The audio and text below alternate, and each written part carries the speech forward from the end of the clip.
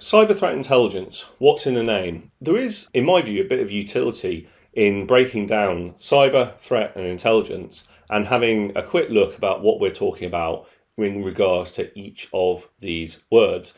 Stick with me, there are some important concepts within here that we're going to keep coming back to. So, what's in a name? Let's deal with cyber first. Where did this come from?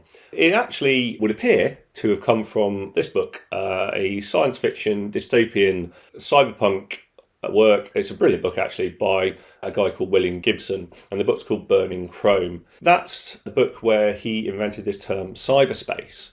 What is cyberspace, according to William Gibson, is actually really undefined. He actually, when he's been asked about it, said that he just defined it to use as just a really weak plot supporting device, where the actual main story was just being supported by some kind of cyberspace thing. If you do want to look at a bit more of a rigorous examination of actually the word cyber and where it came from, then probably check out Thomas Ridd's Rise and Machines. It's great work. He goes into quite a lot of detail about the history of the term cyber. So what does cyber mean? Ironically, not a lot to the person who invented it. However, people have inferred a lot into it since its wider adoption, so this idea of cyberspace. Look at cyberspace as a widespread interconnected digital network that's not just the internet. So what's important about this is it's not just the internet. So what's the internet? The internet is obviously that web browsing experience, that email sending experience, that social media experience that we're very familiar with. But there's a lot more to cyberspace than that. And certainly from a cyber threat perspective, you'll start to see this, that there's an awful lot of really significant cyber incidents that have happened outside of just simply the internet.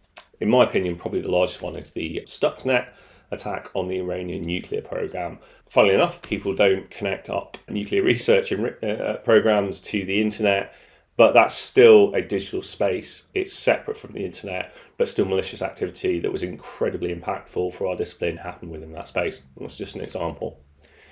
The obvious thing is, well, what's the internet if it's not websites and stuff? Your first point of call really here is this idea of the Internet of Things. So what that is basically devices such as appliances. So your fridge, your washing machine, your heating system. They're connected up to the internet, but they're communicating over that telecommunication infrastructure. But your fridge doesn't necessarily have a website.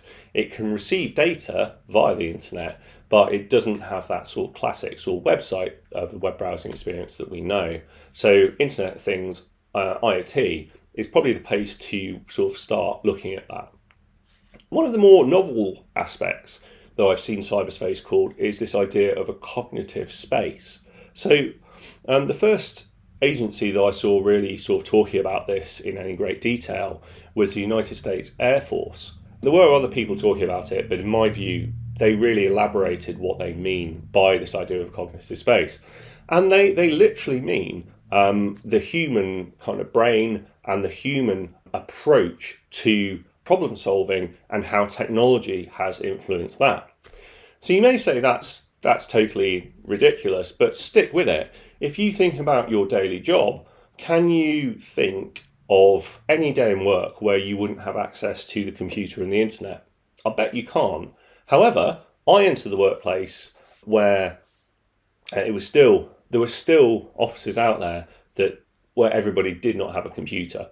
And even I having seen that, cannot understand what these people did with their days. That's what they're sort of driving at with this idea of cyberspace being a cognitive space. It's a sort of crossover between the technology and your mental state and what you're thinking about and the decisions you're making and how you're getting information and how you're assimilating this. Just take a look at social media with its positive and with its negative influence on human behavior. This is what they're talking about really within that idea of being a cognitive space as well. From a threat perspective as well, there's to coin one computer hacker, for many of them it's all about hacking the human. So what's the easiest way to get something from somebody is just to ask them for it. So just send them an email saying, can I have access to your bank account through whatever sort of frilly mechanism that you decide to put around it? And that's kept many lower tier cyber criminals in business for decades. So that's an idea of thinking about cyber as both this kind of technological space, but also this cognitive space as well. I think that's a good idea. We've obviously got the internet. The internet is, I think, pretty strongly, arguably, the sort of defining technology of the digital age. It's totally ubiquitous now. In a rapidly short time, I actually remember my first web browsing experience. I went and looked at a band called White Zombie, decided to go out there. I was a fan at the time, and it just took ages to sort of download their front page. But it was worth the wait, it was really good. And in my lifetime, I've just seen that massively transform. And it's not finished yet, so it's going to this sort of immersive environment. Also, we've seen it expand out globally as well. So we've seen it go most notably into Africa and sort of spread down into there, into sub-Saharan Africa, and bring that huge amounts of social and economic change with it. So yeah, the internet is absolutely a valid reason. I'd suggest probably one of the big reasons why you're doing this course is as a direct result of cyber threat to the internet or to the e-commerce that occurs on that space. But when we are thinking about the internet, it's not just one homogeneous space. So how do you divide it up? What you're looking at here is the classic, and some would say overused, analogy of an iceberg. So what this analogy is saying is the internet is essentially an iceberg. And you don't need to be a huge hydrologist or people that look at icebergs for a living to know that what you see on the top part of an iceberg is actually just the tip of a much larger form and structure that sits below the waterline. So the way that people use this in regards to the internet is they say that you've got the surface web. So the surface web is everything that you can get to via Google. Again, there's different definitions of this, but in my opinion, this works. So that's everything you can get to via Google. So www.britneyspears.com, things like that, those types of websites. And then you've got the deep web, which is things that you can get to via a normal web browser, but are just a little bit more hidden. It doesn't mean they're malicious or bad. So take, for example, social media. I'd say social media is definitely part of the deep web. To give you an example of that, if you Google my name and Facebook, you'll come across, no doubt, my profile, so it will be findable by Google.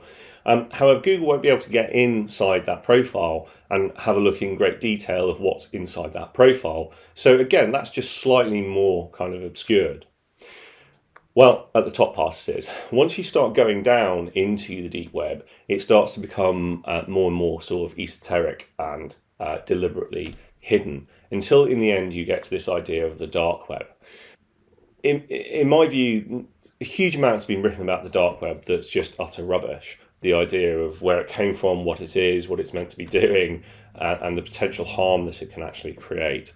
To be hopefully the voice of reason within this, what is the dark web and how is it defined? In my view, the dark web is a section of the internet that you need to employ specialist technology such as the onion router, we'll come across that later, to access a resource within that space. There are other definitions, but I like that one because actually that's a really firm definition. So what do you get in the dark web? You do get bad things. So this is where things like the Silk Road existed, and that was a notorious drug market. You do get computer hackers active within that space, child pornographers, and a lot of shady activity within that space. As a fraction of the activity that occurs within that space, I've seen phishing websites active on the dark web. So it's certainly not just sort of the digital elevator to hell that some people make it out to be. In many ways, it's sort of like a sort of Wild West type location. There's good people, there's bad people, there's that type of thing there. But the point to take away from this is when you're looking at the internet, there's the three divisions: surface, deep, and dark web. Cyber is not just the internet. So you've got the intranet, and this is pretty important as well. So what is the intranet? It's a corporate network. There's you don't need to get any more kind of complicated than that. But the reason that we're making this distinction is a hack is actually spanning usually elements of the internet and elements of the intranet. So in other words, the attacker getting to the point where they can get inside the organization, and then what they do once they're inside of the intranet. So people often say, "Has my company been hacked?" And I automatically say, "Yes, it has." Like I can say with a high degree of confidence that some part of your network at some time has had a malicious compromise.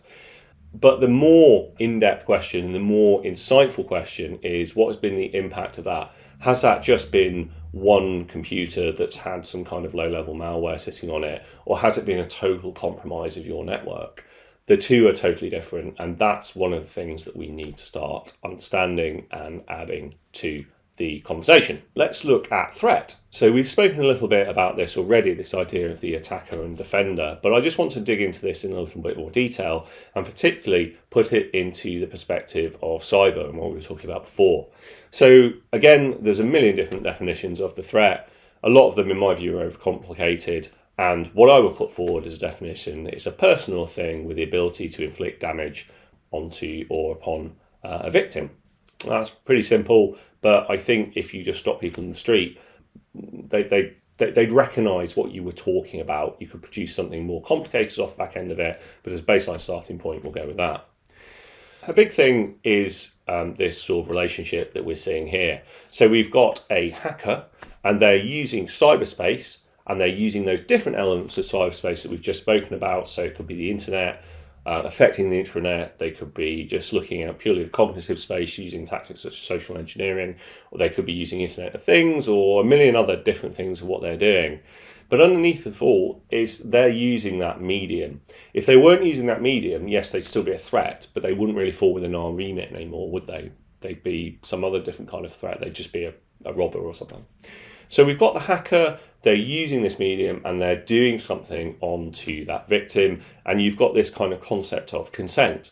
And what defines these two people as an attacker, defender and potentially victim is this concept of consent.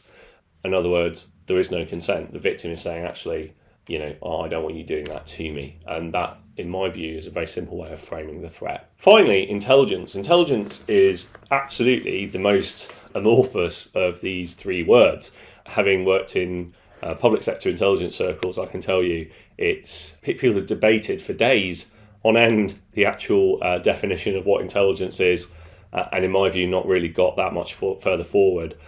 So I'd offer this, just a really simple definition. It's an insight an organisation uses to understand the threat that they face. Okay, so I'm not trying to quantify what the insight is. I'm not actually even trying to quantify how much of an impact that has on the organisation. But at the end of the day, with your intelligence, they should be better off than without it. That's just a really simple, low bar definition of it. What can they do with this insight? This insight is used to mitigate the harm that an adversary might inflict. Your job is not to commentate on the end of the world, right? Your job is to commentate on the threat so people can lessen the impact of that threat. So in other words, you observe something on the internet and you stop it through the advice that you give of getting onto the intranet. That would be a really simple way of looking at the use of intelligence. And here we go. Let's put a little bit more structure around what we're defining as intelligence. So what we're looking at here is the data information intelligence pyramid. What do we have at the bottom? We have data. What do we have in the middle? We have information. What do we have at the top? We have intelligence that finally leads on to insight. Right, let's give some definitions that I would suggest you learn for this pyramid. So data, what is data? Refers to simple facts that tend to be available in large volumes. In the context of cybersecurity, things like internet protocol addresses or log files are typical examples of data. Now then, at this point, I want to just remind you that you're looking at a pyramid and not a tower. And we'll come back to that once we get through the definitions of information and intelligence. So what is information? I'd say it's produced when this data is collated to provide some kind of useful output. So again, there's nothing particularly specialist here.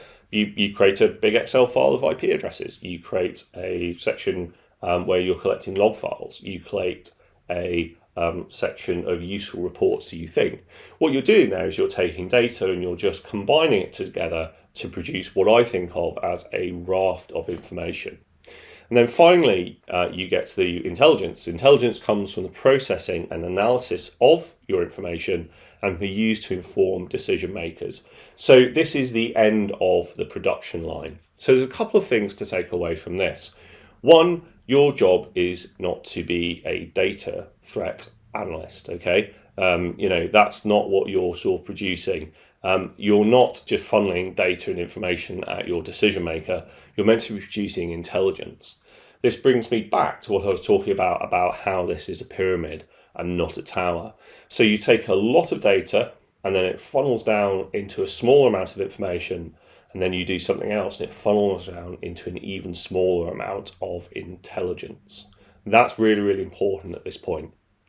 Just to summarize this, what's important here is those definitions of those three commodities within the practice of CTI, so intelligence, information, and data, how they have a hierarchical order within them. So data goes to information, information goes to intelligence, and vice versa. What are the processes that turn them from one commodity into another? They are collection that turns data into information. So in other words, I gave the analogy of you collecting reports and IP addresses. That is a collection activity. You're doing that collection of data.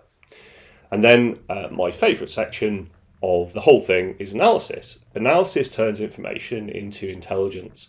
Some additional reading for you that you can find in the course reading is this piece by Crest and by the CTIPS organisation that runs within Crest. Simply put, it's called What is Cyber Threat Intelligence and How to Use It.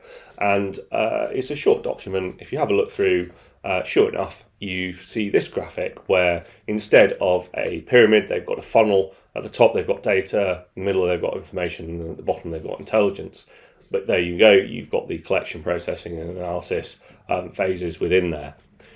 Whatever way you choose to visualize it, it's driving at the same idea that you take a large amount of data, you funnel it down into a small amount of information, and then through the process of analysis, you turn it into intelligence that leads to insight.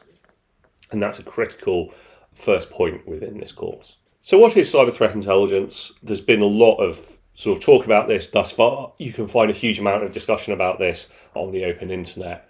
But really, in my view, it's all about this kind of attack of the hacker and the defense of the defender. And at its core, you're helping that defender make better decisions than they would just be doing on their own.